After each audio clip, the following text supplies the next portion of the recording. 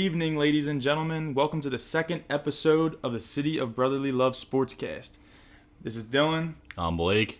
and just going over some things we're going to talk about today. You know, a big Wentz versus Hurts debate that we got going on now that's riding through this city. We're going to talk a little bit of postgame after that with the Eagles-Packers.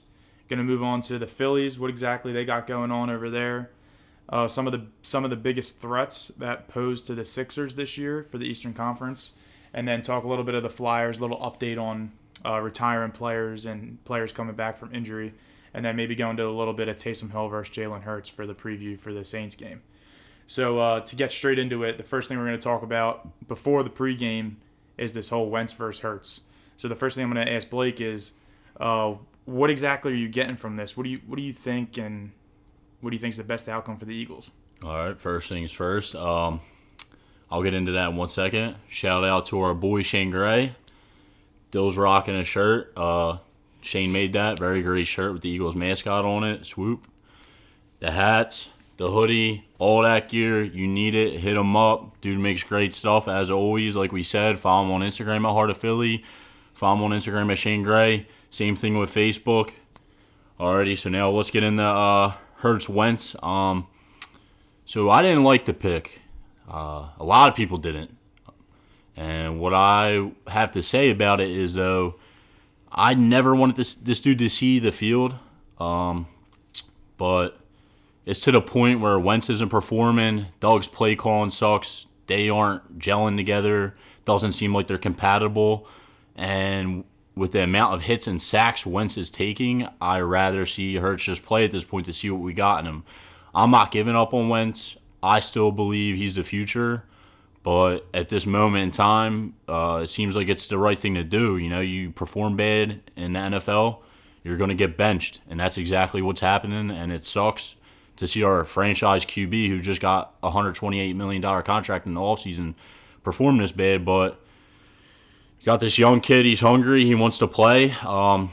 He's getting thrown right into the fire. So let's see what he can do. That's my opinion on it. So Dill has, I think, a different take on that. Yeah, I'm definitely not for this decision to start Hurts. Big reason why is we see how Wentz is playing with this depleted offensive line, terrible play calling from Doug Peterson, and everybody automatically just assumes putting in the backup quarterback is going to resolve all those issues. Like, Carson Wentz isn't the one blocking for himself. He's not the one dropping passes. Like, there's more that comes to this than just Carson Wentz himself. To me, I genuinely believe Jalen Hurts could be a good player. I believe he can.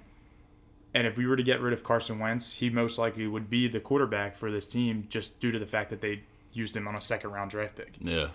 But the way that I see it is you're dropping this rookie quarterback 14 games into the season already into this position of a depleted offensive line, and you're basically throwing him into a thing where he's going to fail.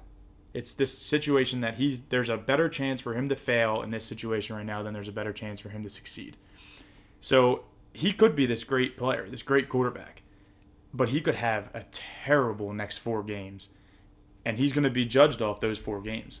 Bottom line, he's going to be judged off those 4 games just due to the fact of how bad this team is around the quarterback. So, bottom line, that's my feeling on it. People were saying his game was better than Wentz's already just in that game, but I thought they both had a very shitty game, no matter what it came down to. Well, Wentz started off the game slinging it. We had a nice drive. We went actually 5 straight runs to Miles Sanders. Not to start the game all in a row, but on that first drive, he had 5 runs. The rest of the game, he touched the ball 5 total times. Yeah.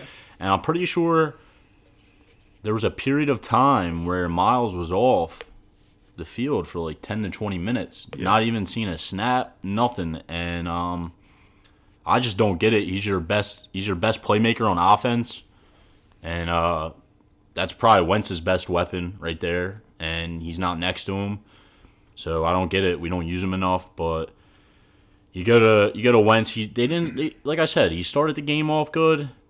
They just never got in rhythm. didn't put up the points. And then you bring in Hurts. He's already down 3 scores. The defense is playing soft. Wentz would have got a touchdown eventually, in my opinion, anyway. Don't know that for a fact, but usually he always gets that touchdown in the fourth quarter or end of the third. And the Hurts throw was beautiful to Rager. The whole play was beautiful, I'm not going to lie. But to say he sparked the whole offense, that notion needs to go out the door. I don't really think he brought a spark to the team. He had no effect on that punt return. And right after that, the game was within 1 score, and you saw exactly what happened next. Mm-hmm. He played a tough Packers defense. They're not the best defense, but they're pretty good.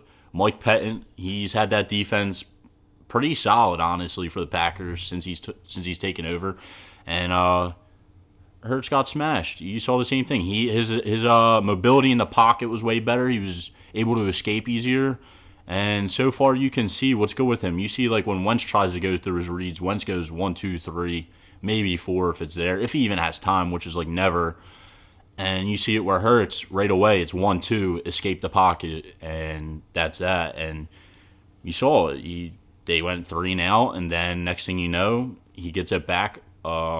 Packers scored, and he's driving again, and I don't even think he was really driving. He threw a pick. Mm-hmm. He has clobbered on it. I'm not going to blame him. It's not his fault. But the D-back had a read on it either way if you look at it. So that's my take on it. I still think he should play, though. He should get a full start under his belt, not just thrown in there like that. But you were losing that game anyway. You had nothing to lose by throwing him in there, get him some playing time. Now you got a full week to prepare him, game plan, and see what he can do against a tough Saints defense. That's going to be a hell of a matchup. They don't have much film on him, so that's going to benefit us, but that defense is good, and they're pretty scary. Yeah, it's Jalen could succeed in this game specifically for the fact that they don't have anything on him at all. And the point of you getting to where he does the 1-2, escape the pocket, that could be really good in certain scenarios and really bad in certain scenarios because he's not giving his receivers time to get open. Because I think the way that Jalen plays is he relies on his legs to be a good quarterback, kind of like a Lamar type. And I think he's not on Lamar's level, but he does have some intangibles better than Lamar, like his arm. I'm a big, strong believer that Lamar is one of the worst arms in the NFL. Yeah. But I think if he can use his legs to an ability where the defense is not prepared for it, like they're preparing for Lamar now, then he could be successful.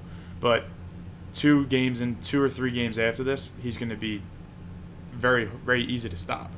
He's not going to be this untouchable quarterback because there's so many quarterbacks like him now that teams are already prepared against them. You know what I mean? It wasn't like when Vic was one of the only mobile quarterbacks in the NFL, and he was almost impossible to stop. No. It's completely different. And then there's just all these notions of if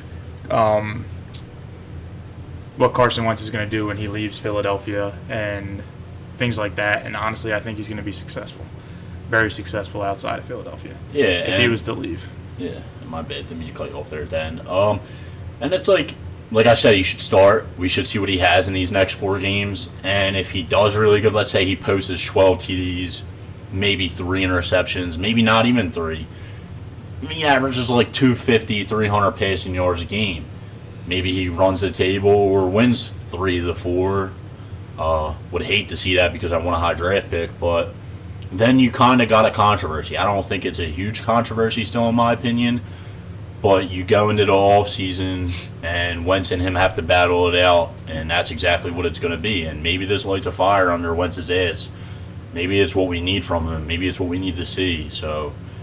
But my thing is, we're going to overreact. They were already overreacted over not even a half of play from him last night, a quarter, 10 minutes. And like I said, it was the defense was playing soft, dude. That happens in every game throughout the league. Yeah. It was like garbage time points to me until that punt return happened. And the game's meaningful now. And he didn't come through. He's a rookie. He was thrown in the fire. I wasn't expecting him to come through. If he did, it would have been nice to watch. It would probably been the most excited Eagles fans were all season, to be honest. Yeah. And my thing is, though, like I said, he balls those next 4 games. posts the numbers. You see it all the time around the league. There's many guys who are just a flash in the pan, and that could be this. And that's why I don't want to overreact. The city, I don't want to overreact. It's going to happen, and they love the QB controversy, so yeah, it's going to be interesting. That's obviously something we're going to be dealing with here for definitely the next few months leading into the 2020 season. Honestly, no matter 2021 season, I guess you would call it, no matter what Hurts does for the rest of the season, just for the fact of Wentz getting benched now. But other things from that game that really popped out, definitely once again Sanders not getting the ball 5 times, like I said. 5 times after the first drive, he touched it 5 times. That's it. Oh, that was the rest of the game. Yeah, but just the first drive was 5 times. Yeah, that's what I'm saying. And the D-line got cooked. Aaron Jones rushed for 115 yards, I think. A lot of that was chunked off one big play. Just off that one big play. But you can't look at it like that because that big play happened anyway. Exactly. Jason Peters needs to hang it up. In my opinion, Jason Peters is done. You have guys like Nate Herbig out there that when he plays, he's balling. And you need to play the young guys now in the scenario that you're in. You're 3-8-1 now. The young guys need to get their time. They need to get the experience because these guys like Jason Peters are going to be gone. They are leaving and they're not coming back for good. And he's gone. The Philadelphia, this whole mindset in Philadelphia, they have this mindset where we need to bring back these players that gave us some kind of spark in the past or provided something to the city. They feel like we have to bring them back. They have to be in the city for their whole career. No, unless you're a franchise player, you don't need to be here for your whole career. You don't. It's when it's your time to hang it up, it's your time to hang it up. And Doug needs to fix his game plan no matter who's a quarterback. Like Reagor has this amazing punt return, his first punt return, actually 300, I think exactly a year after he had a punt return for TCU last year, which is kind of cool. But then he gets one target the whole game. Yeah. You're targeting your first round draft pick once in the whole game. No matter who's a quarterback. It was Wentz and Hurts. Wentz didn't target him at all, and Hurts had that one 34-yard pass. And that's what was beautiful. Yeah. But I'm not saying it would have been a touchdown for sure, but he had a beat on the D-back, and the throw was beautiful. It was there, but it could have probably been led more. And if it's led a little more, he's probably in now. That's that almost a touchdown. That's that first drive he came in too, and then that's a touchdown. And then maybe you're talking about another touchdown, and then maybe a different dynamic about the game. But it didn't work out that way. And then my other last big thing was Slay's play the past 2 weeks.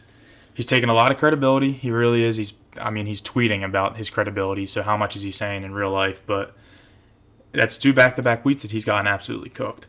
And next week, it does not get any easier. He's playing Michael Thomas. So, obviously, Michael Thomas this year hasn't been the same due to his injuries and hitting his teammates and just not having the time on the field like these other star wide receivers. But it's still Michael Thomas at that. And the way I've seen the past 2 weeks with Slay against Devontae Adams and I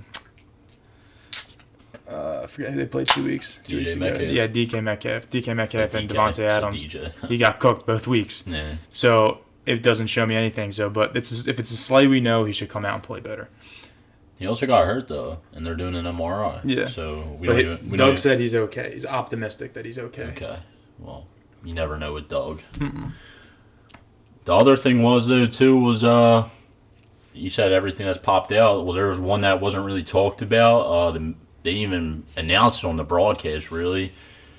You see Wentz freaking out on Press Taylor, and they never really went into depth with it here in the city. No reporters really mentioned it. They didn't really get like the whole gist of what happened there. But Jeff McLean for the Inquirer, he was on 97.5 today, and he said he went back, kind of watched it before it cut off, and it looks like he was saying, he's just assuming, but it looked like he was saying, I only have 3 freaking seconds, which is true. And yeah, a lot of people go, well, that's how much time you have in the NFL. Well, that's kind of false, because on the one touchdown, Rodgers, the play took more than 5 seconds to develop, and he hit I think that was where the play Singleton got cooked. Yeah. And that was, what's his name? Tanyan. Robert Tanyan caught it, Yeah, and so it just goes to show you that 3 seconds isn't always enough.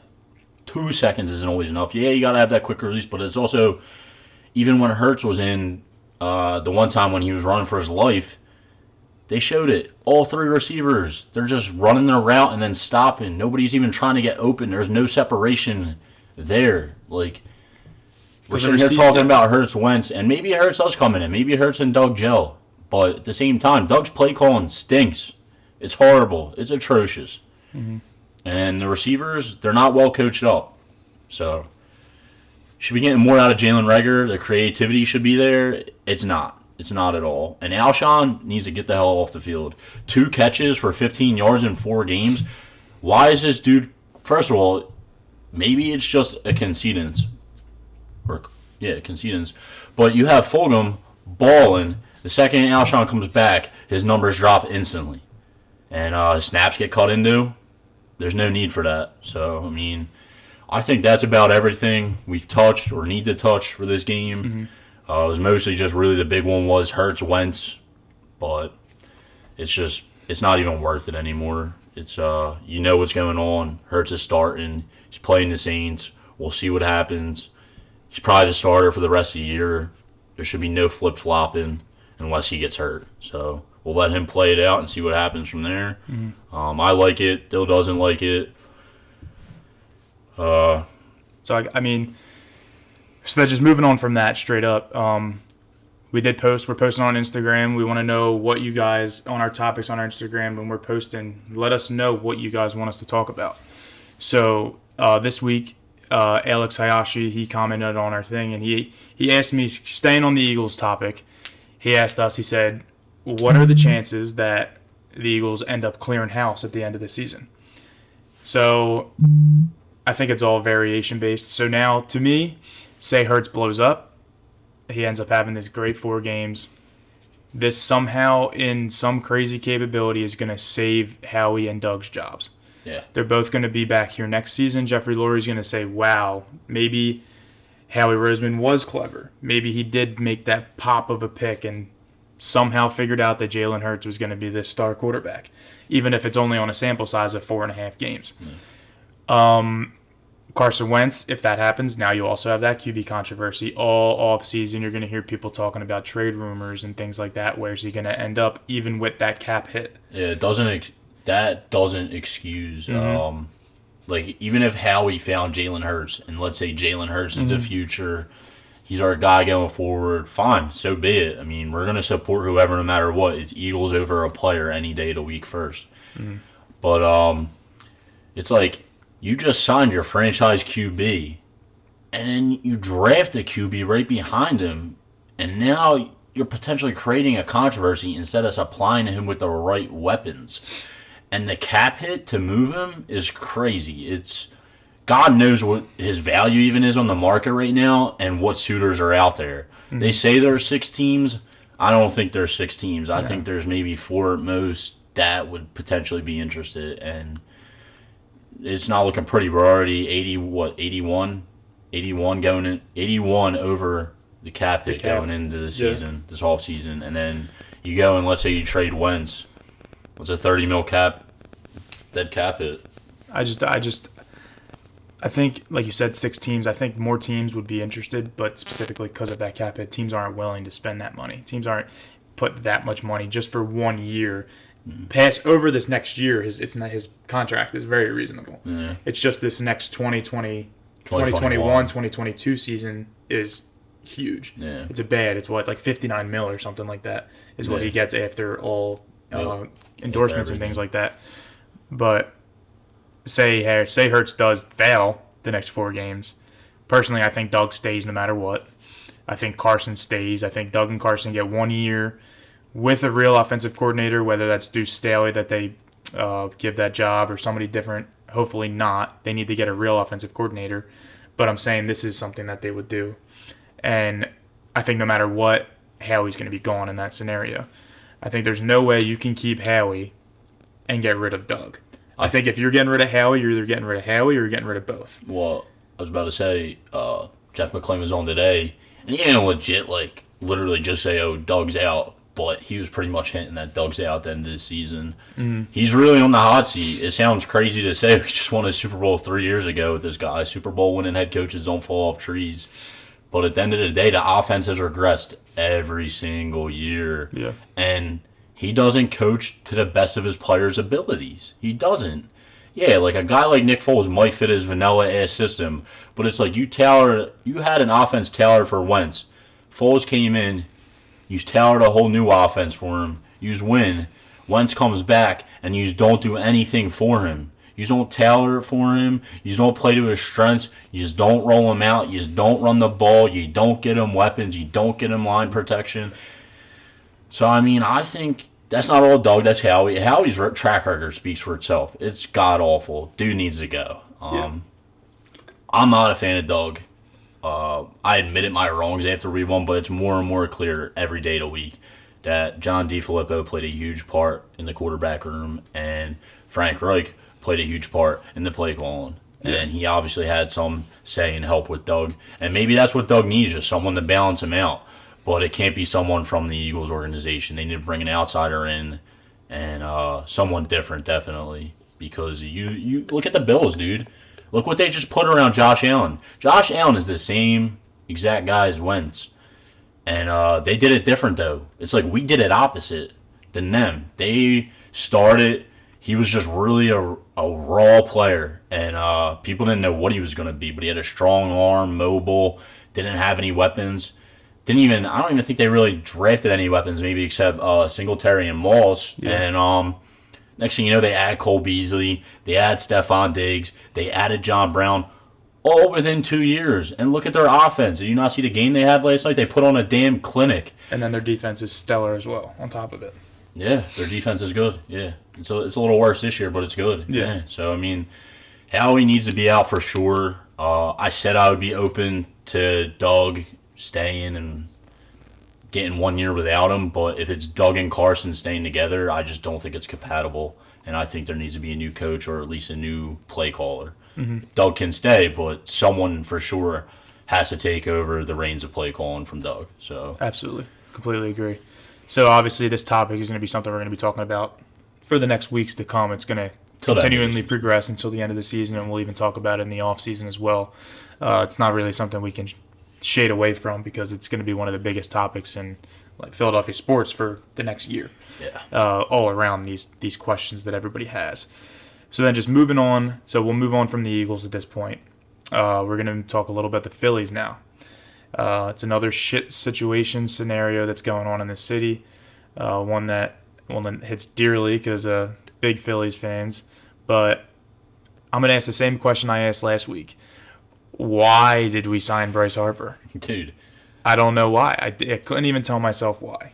Dude, you sign him, and you go out, you bring in Gene, you bring in JT, you get rid of Sixto. Baby Pedro, literally, the dude's money. He's is one of the best pitching prospects in all of baseball, and you just gave him up for a guy you're not even going to re-sign. The best catcher in baseball. JT, in my opinion, is a top 10 player in baseball. The catcher position is so important. It is so needed.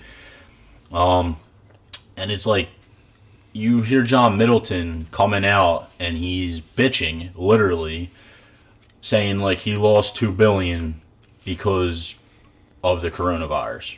Or so be it, you know. All sports teams took hits. The cap went down. And there technically isn't no sale cap in baseball. It's a luxury. It's if you go over the luxury tax, but you know everybody's taking a hit. You don't hear other teams complaining about it. You don't hear other teams saying they can't re-sign players. And that $2 billion, it's so funny that gets reported that it was $2 billion. Do you know what the real number is? It's $145 million. It's nowhere even close to $2 billion. And you got this guy sitting here complaining about it, dude. And then you hear about the Gene trade. The Gene trade isn't even apparently to improve the team. It's mostly for like money reasons. Issues. Yeah. Instead of improving the team. So it's like we're just taking steps back. Yeah. And Bryce has a no trade clause. And you might see him request a trade very soon. Maybe not this year, and maybe if you're lucky, not next year. But God bless, because the farm system sucks. And you just traded away one of your best prospects, and you're not even resigning the guy you traded that prospect for. Absolutely. And when it comes down to these situations, like how I mentioned last week, you have teams like the Braves going out and already making their team better, signing Charlie Morton, possibly having the best rotation in all of baseball. And here the Phillies don't even have a VP of baseball operations. Like, they don't even have a vice president of baseball operations to make these type of decisions. They're interviewing dudes like Josh Burns. He was the vice president of baseball operations for the Dodgers, which would be a great pull. But then you have this first interview, and then you're not even, like, a second interview is just on standstill. Yeah. Like, they're not even talking about a second interview happening at the moment. And a dude like that could be huge for big-name players. Like, some of the players that they brought in or developed go from Cody Bellinger to Will Smith, and then you have, like, Walker Buehler and Dustin May and many other players that they have, like Phil Gosselin and, like, things like that. And bringing someone like that in would help for the team. And then when it comes down to player specific, I kind of understand the Gene Segura situation. The only reason I would be for the Gene Segura situation if it was to be able to sign, as long as you're focused on signing JT back. Yeah. If you're bringing JT back by getting rid of Gene, make it happen. Yeah. But do it. Don't sit here and talk about it. Do it. And there's teams that things that this team needs to do to compete next year, and that's you have to sign JT. Right. The number one thing is signing JT. Honestly, bring Didi back, because who are you going to put at shortstop? Yeah. And if you're going to get rid of Gene to sign JT, Didi has to be there to play shortstop. And then you need to redo the bullpen from top to bottom. Yeah. Redoing the bullpen from top to bottom needs to be your first priority. I would dump every single player in that bullpen and completely redo it. Well, they have That's how bad they were. I'm fine with keeping Hector Neris. Well, you can keep Hector Neris, and you can keep probably David Robertson if he comes back from injury. God bless, dude. If he comes back from injury. He stole all our money. Fuck that He dude. did. But if he can come back the way he was with the Yankees, he's a good bullpen. I'm not going to say he's an all-star player, but he's a good setup guy, exactly. But honestly, I don't think Hector's a closer either. Hector needs to be a setup guy. Yeah, he needs to be a setup guy. So, and then I'm really wondering where these, so I'm a big against the media guy. You could, ask Blake, I hate 90% of the time when some media report comes out, it's false.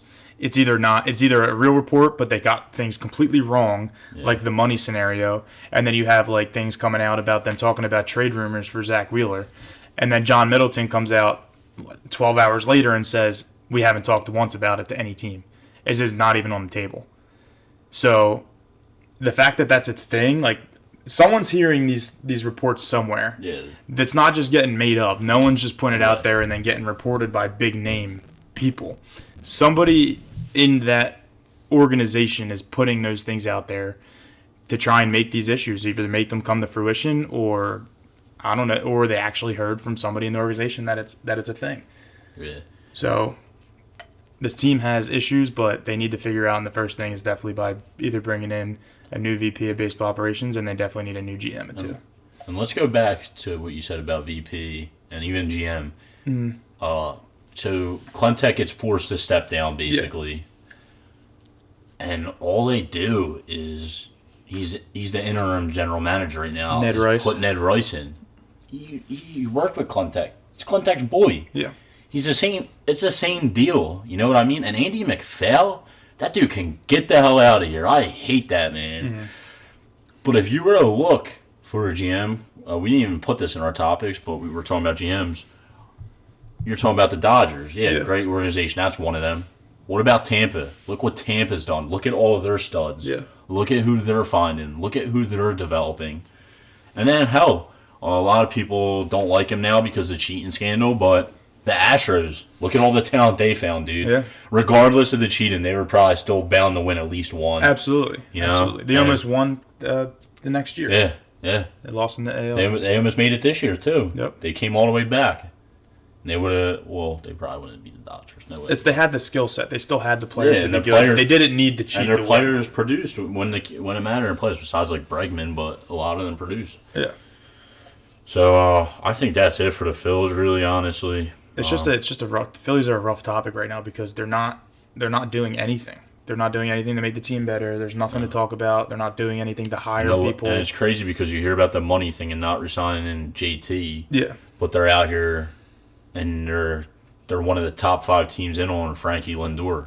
Yeah. And I would love Frankie Lindor.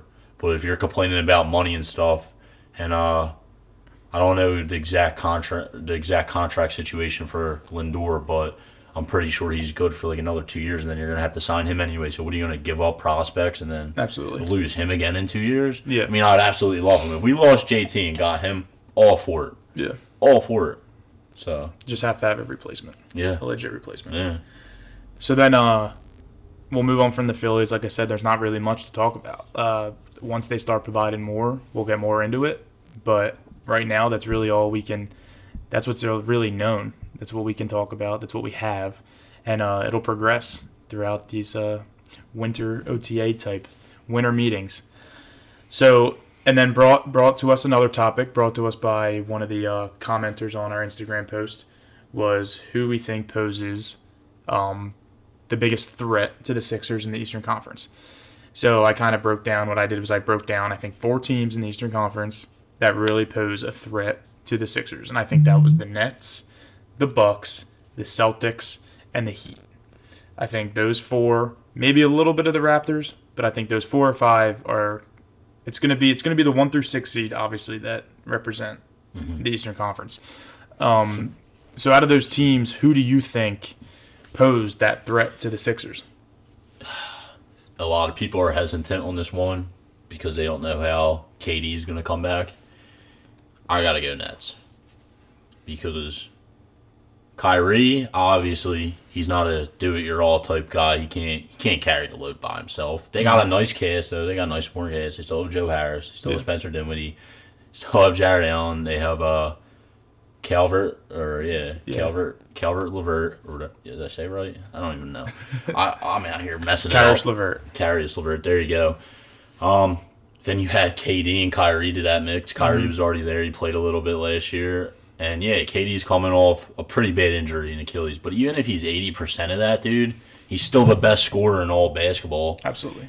He's arguably, I mean, yeah, God bless me for this one, but arguably the greatest scorer in the history of the game just because of his size and stuff. I'm not saying he's better than Mike, but I think he's one of the best. He's top 3 pure scorer of all that's time. what I mean. Like he goes out, he's just because of his height and stuff. I'm not saying like he's like better scorer than Kobe or Mike, but his height, the way he shoots the ball for his height, the way he dribbles for his height, he dude's unreal, man. I'm actually excited to see them. I'm really excited to see them come back. The East is just getting better, and that's who I think poses the biggest threat.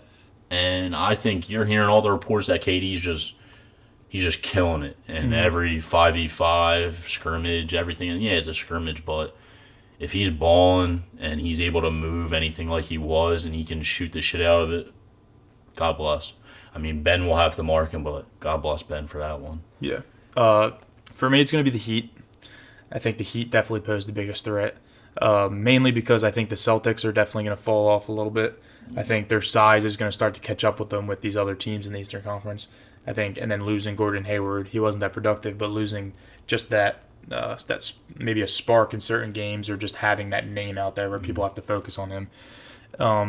It's going to lose. It's going to be big for them. And then having those guys you don't have anybody big. You don't have anybody that's going to be able to go. It shows that they have nobody to go against Joel. I don't think they have anybody that can stop KD. Maybe Tatum on certain nights, but that's if he plays on him.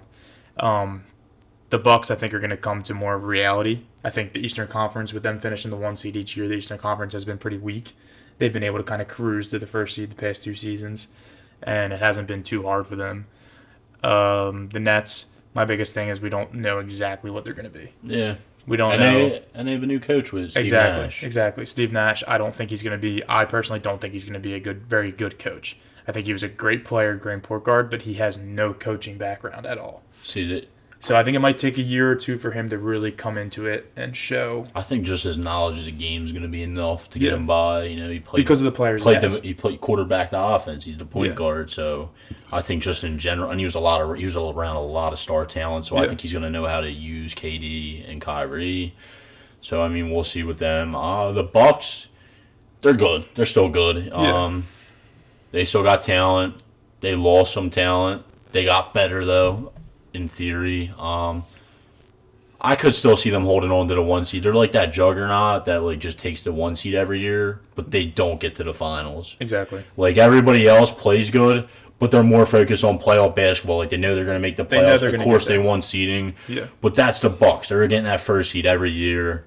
First seed matters, hey, especially when there's fans in the crowd. So, I mean, especially when only that 1 to 6 seed really I would still probably go, though. My top two would be Nets, and I'd probably say the Heat still. The Heat gave us a lot of problems last year. They owned us for whatever reason. I think that changes this year, though. I think we're going to be way better. They got a lot of shooters, but they can't play big. They can't play big. That's the main reason why they lost the finals. They went big, and who's their tallest guy? Bam, maybe? So it's just, that's the thing, though, is now you have Bam coming off a huge contract. Yeah. He's probably going to play out of his mind. He just got paid. He's probably going to play out of his mind getting that bank. And the biggest thing with them is now you have all these young guys. You have the Jimmy Butler, you got the Duncan Robinson, the Tyler Herro, you bring in Avery Bradley, and they're shooters. They're definitely the best shooting team in the Eastern Conference, absolutely. Yeah. And now these young guys that people were talking about that didn't think were going to be anything coming out of the draft, now they have the playoff experience. They got the season experience, a full season under their belt, a playoff experience, like I said, and I think they're even more dangerous than they were last year. They got a top 3 coach in the league, too. Exactly. Sproul is heavily underrated for anybody that says anything bad about that guy. Or Dwayne Wade will choose him to the death. Yeah. Says it all the time. I take him. Yeah. He's great, dude. I think they have the more pure talent and depth of roster. I think Celtics have a very deep roster, but they're like I explained, I just don't think they have the ability to compete now with the size of everybody in the Eastern Conference. I gotta say, I think the Celtics, just from the past 2 off seasons, like, they're still good because of coaching, because of Tatum, Brown, Marcus Smart. Yeah. They still got talent. They got Kemba. But, yeah, they don't really got size either. No. And they even got Carson Edwards. He's pretty nice. He's a baller. I think he was a hit or miss, but they're, like, drafting, and they keep drafting, but they should be looking to sign a big free agent. They draft shooters. They had guys, Kyrie left, Gordon Hayward left, Al Horford's left. Mm-hmm. AD didn't want to go there. His dad didn't want him to go there. I mean, they have Kemba. It's just they're still up there. They're easily top 5. Yeah, they're going to finish top 5, but they're probably the least of my worries. I think we finally are going to have Boston's number. They clearly swept us last year. It's just funny because I say that every year. I say we're finally. We had their number, and then Ben got hurt, and honestly, we were just a mess. Brett needed to go. Absolutely, and watching these big thing of watching these practices and everything, these Sixers, I think they look really well. They look smooth, and this is before today. The Danny Green, Terrence Ferguson trade finally went through today, so now they're going to be able to practice with the team, things like that. You see what Danny Green said? He said he's excited. I saw that. Did you see what he said about Ben? No. He said, I'm going to make him feel uncomfortable and make him shoot shots he won't shoot, and he said he's going to press him to do things like that. And Doc said he's not even worried about Ben shooting, but the fact that we're going to have he's going to have teammates out there that are going to make him and put him in those positions to where he might be comfortable doing that in a game. He doesn't even need to shoot really anymore. They opened up spacing now. You added Danny Green. You added Seth Curry. Mm-hmm. You got spot-up shooters. You got Toby still. The floor is going to be spaced crazy. Everyone that thinks Ben and Joe can't work out, they're going to work out this year. I'm confident on that, actually, for once. Then you get the news. James Harden, we're his top destination. Again, we're his top. Comes out again today. They wanted the Nets originally, but it doesn't seem like that's happening. It seems like there probably was some interest from us originally. Mm-hmm. And so if we can get him, I was like, I'll trade Ben for him. I'll keep Joe, though, because that's the one that I think would work out. Not if you kept Ben and Harden. With Harden. Yeah. Work best with Harden. Yeah. And I was actually about it because I'm a big Harden guy, and he can get you a bucket whenever you need. He gets to the foul line a lot. But now, after like all the additions we made, and I feel like Ben might finally be able to, for once, we say it every offseason, he finally might be ready to take the next step, which is huge. I mean, I'd still take Harden if they traded him for Ben. I probably wouldn't be as upset as others would be, but I think you go through this year and you let it play out, and if there is a trade for Harden to be made and you can keep Ben and Embiid, then you make it. Even if it's giving up Toby. I'm a big Toby guy. Yeah. But you make that trade. And I don't care if you give up Matisse, and I don't even care if you Shake, probably. Yeah, I would give up Shake. I would keep Maxey, probably. Yeah. Or maybe give up Maxey and Shake and keep Tease, because a lot of people like Tease. Yeah. But I think my big thing with that is so we're obviously saying no Ben, no Joel right now. They're off the table. The Nets are saying no Kyrie, no KD's off the table. I think when it comes down to that, say it gets to the point where Harden says, I'm not staying. I don't want to be in Houston. Yeah. I personally think the Nets can offer a better package. They can. Than we can. So if it comes down to that, Houston's like, fuck it. We're getting rid of him. But we're going to get the best package we can without getting those star players. I think the Nets can offer something better than we can. But this is what I will say, though. They might be able to offer better, like, role players and stuff, and, like, maybe some picks that are going to be meaningless either way from either team. We can offer Toby. They don't have a third guy as good as Toby. And, yeah, Toby's a max. He's on that max contract. It's still movable, though. People would be interested in Toby all day, every day. So I think we have that leverage with at least Toby. Because Toby might be, like, equivalent to, like, say they get Dinwiddie and, like, Joe Harris or Jared Allen. You know what I mean? In my opinion, I think Toby's better than both them. And I'd rather have Toby than both them guys on my team. So I just think we got to remember this is Harden saying this. This is nobody in the Sixers organization saying we're even looking at it. My man's just chilling with a little baby in Atlanta. So we don't even know if the Sixers are looking at it. But this was a Woj bomb. People can dream. People can dream. It was a Woj bomb. It was a Woj bomb coming so it's credible. Straight from Harden. It's credible, man. So we'll see. We'll see where it takes us. So moving on from the Sixers. Last week, we didn't touch on them at all. It's Blake's little special team, Blake's favorite topic. Definitely knows more about them than I do, but I'm going to do my research, get that shit down, make this podcast lit. And we're going to move on and talk about a little about the Flyers. It's not really going to be anything crazy. We're just going to do some updates, injury updates, Matt Niskanen retiring, his replacement. Talk a little bit about the new proposal for the division realignment, how we're going to lose some rivals, bring some other rivals in possibly, change that up. And basically just how COVID could affect the season, even though they came out today saying, what was it, a 46-game season, I think? 56. And so starting with that, I guess the first thing you can talk about is these replacements, and I guess the biggest thing would be Nolan Patrick update, most likely. So with Nolan, Sam Carchidi, he specifically wrote that he said he is skating without issues and is able to sleep much better because the headaches have diminished. He said still some hurdles, but sounding optimistic. That's word for word what Sam Carchidi said. That's huge. For those of you who don't know, Nolan Patrick has had migraine problems. It comes from like all the concussions he's had and whatnot. And the kid showed some promise. He just can't catch a break with the concussions and the migraines, and it sucks. Because I don't ever want to have to move on from. He's 22. I still believe he can come back from it. You know, it sucks because Nick Backstrom's probably a Hall of Famer, but talk about a guy he's dealt with migraine problems, and nobody thought they knew how he would overcome. Look at him. He's setting up Ovi Definitely for Hall of Famer, setting up Ovi for over half a decade, the greatest goal scorer ever, and he's great. He's a great player. So with Nolan. Hopefully, I hope he can get over these migraines and come back. Just really give some production, even if it's just depth scoring, because depth is always needed. That's what wins cups. Yeah, you have to have goal scoring, but you have to have depth goal scoring. Depth is the hugest thing. You want to roll 4 lines deep, maybe three at least. If most teams roll 4 when they win a cup, you see, but 3 at the least. And hopefully he can get a full training camp under his belt. And that's that with him. So, I mean, you know what I mean? So then, I mean, moving past that, then the next thing you could talk about is Matt Niskanen retiring. Yeah. That's obviously going to be a pretty big thing. Who are you going to pair up with Ivan Provorov? Then I was doing my notes yesterday because we said we were going to talk Flyers, so I was excited.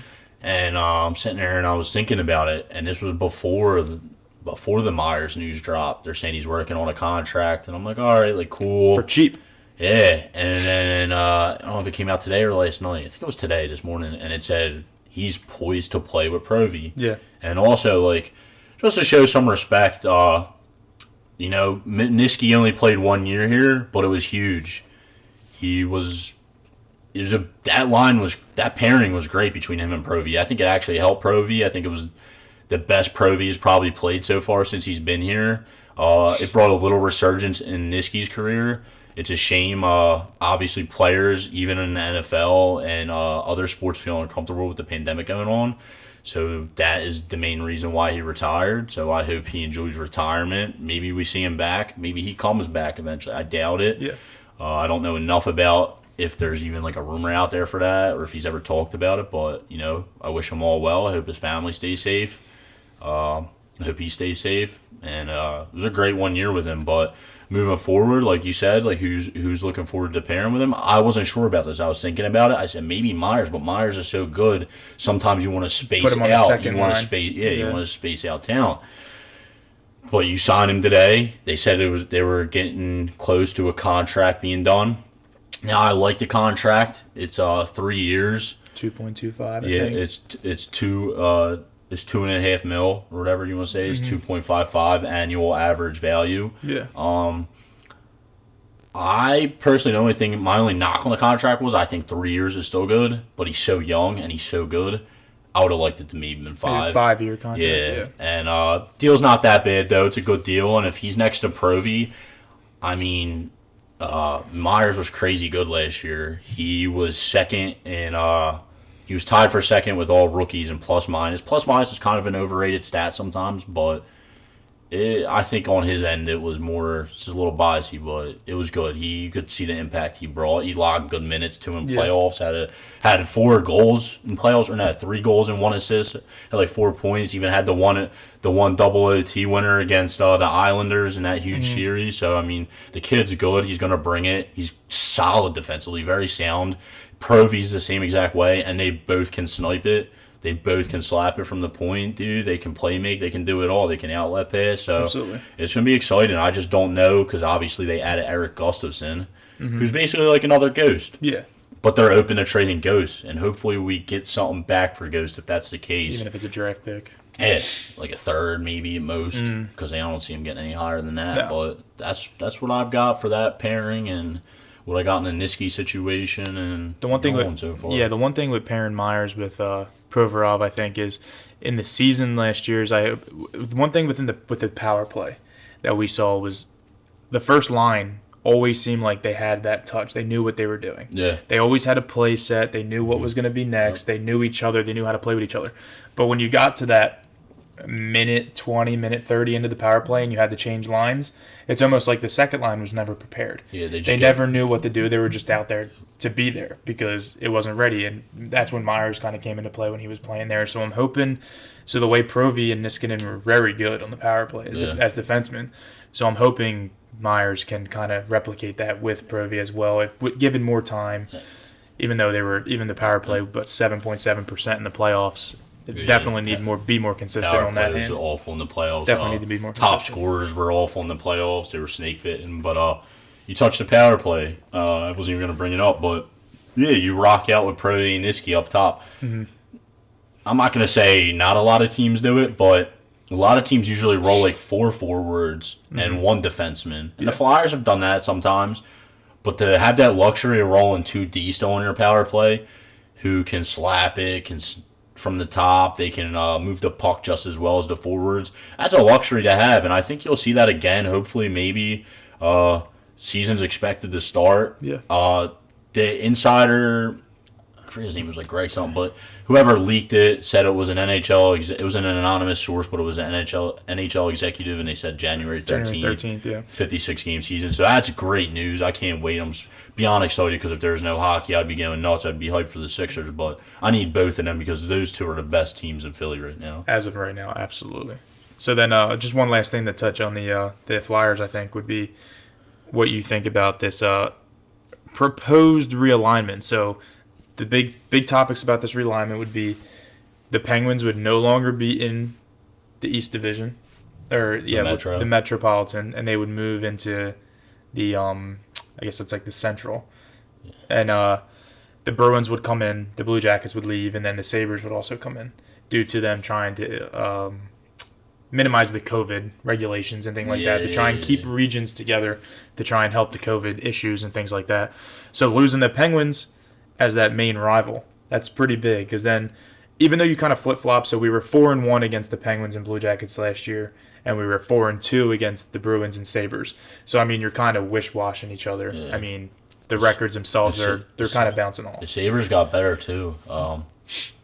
They signed Taylor Hall. Mm-hmm. They still have Jeff Skinner. They have Jack Eichel. Yeah. Their team's nice. They got Dolan, that young defenseman they took. He's sick.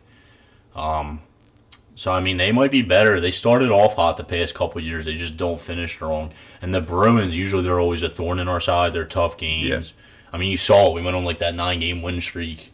It was the 10th game, and we lost 1-0 because Tuukka Rask was it. That dude has our number. Absolutely. He has our number. He's like a 944 career save percentage against the Flyers. Mm-hmm. It's like, what do you got to do to beat a guy?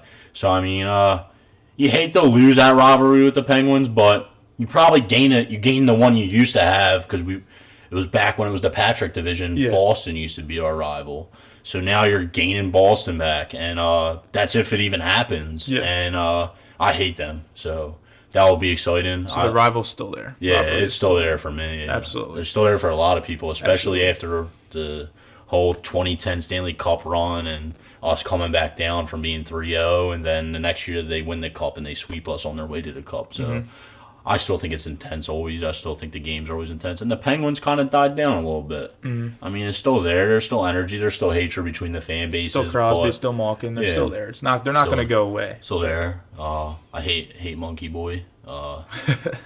I hate Sid, but I don't hate him as much just being a fan of the sport now. He's matured a lot. You acknowledge the skill set. You acknowledge the player. And you would take that guy here, no doubt. He's a Hall of Famer no matter what. Yeah, absolutely. The best players ever. So, obviously, once again, we're going to get into it. We're going to get into the Flyers. We're going to dig deep into the Flyers and the Sixers and the Phillies when these seasons get started. We're going to go hard into them. You're going to hear everything about it, how we feel, everything. So, basically, to end this week, this podcast, is I want to hear what Blake thinks. We're going to throw some stat lines out of this upcoming week. It's going to be a little bit of Eagles, Saints. Not much to compare, not much pregame stuff to talk about. So, but the biggest thing coming from this game is, coming into the season, you thought it was going to be Carson Wentz versus Drew Brees. No. So what exactly do you think this game's going to be like with Jalen Hurts versus Taysom Hill? That's what I want to know. Yeah. So, I don't know what Hill is going to do. You know, I haven't watched the Saints, like, really at all this year, except, like, primetime games. And Drew Brees played in all of them. So, yeah. But I know this. There's one thing Sean Payton does that Doug doesn't do. He schemes for his quarterback. You saw in Taysom's first start. He didn't even throw a pass and touchdown. He rushed for 2 still. Yeah. Last week, I think he had a couple passing touchdowns, though. But, their defense is good. I think Taysom will do enough in game manage. Yeah. I think they'll feed Kamar. Our linebackers suck. Our line's good, but the run defense just isn't there like it used to be. So I think he'll eat on us. Mike Thomas, maybe he's not the same, but dude runs one route. I mean, he runs multiple, but he does the same thing and it works every time. Yep. It's just quick slants, dude. Yep. And you can't beat it. It's going to be like the same thing that happened with DK. Absolutely. You can't stop Mike Thomas. They have other weapons too, dude. You do deep slants, and then you go deep on the 5th one, and he's going to be open. Overall, I don't know what's going to happen with the Eagles. I have this weird prediction. I know we're going to talk about it weekly till the season ends, especially what Hurts starting now, but I have this weird prediction. This dude's going to win 3 games out of the 4, and he's going to save Howie and Doug's job. But his stat line for this week, I'm going to say he's going to toss right around 250. He's going to toss 2 TDs.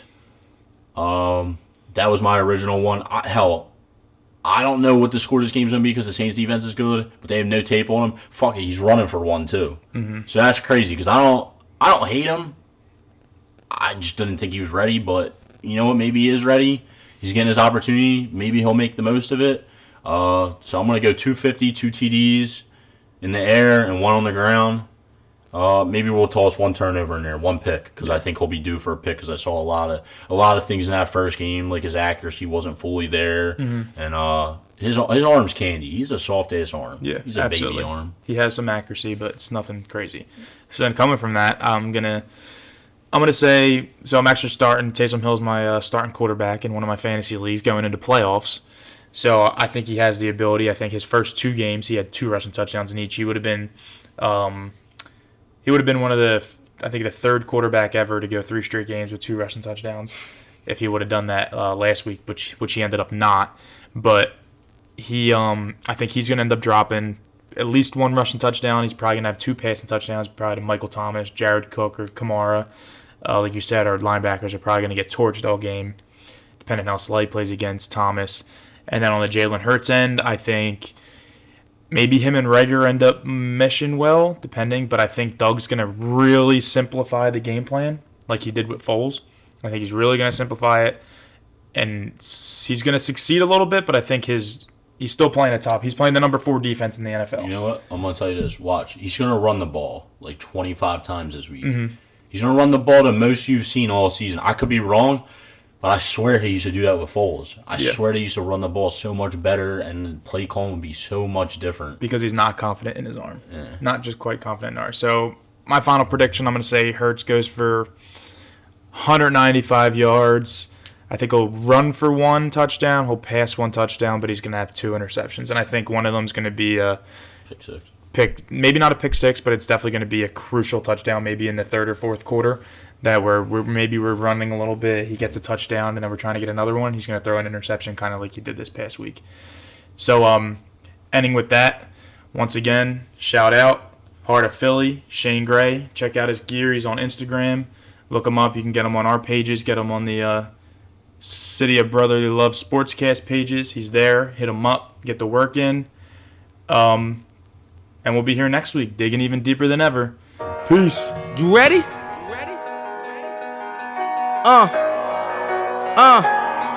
I used to pray for times like this, to rhyme like this, so I had to grind like that, to shine like this. In a matter of time I spent on some locked up shit in the back of the paddy wagon, cuffs locked on wrist. See my dream.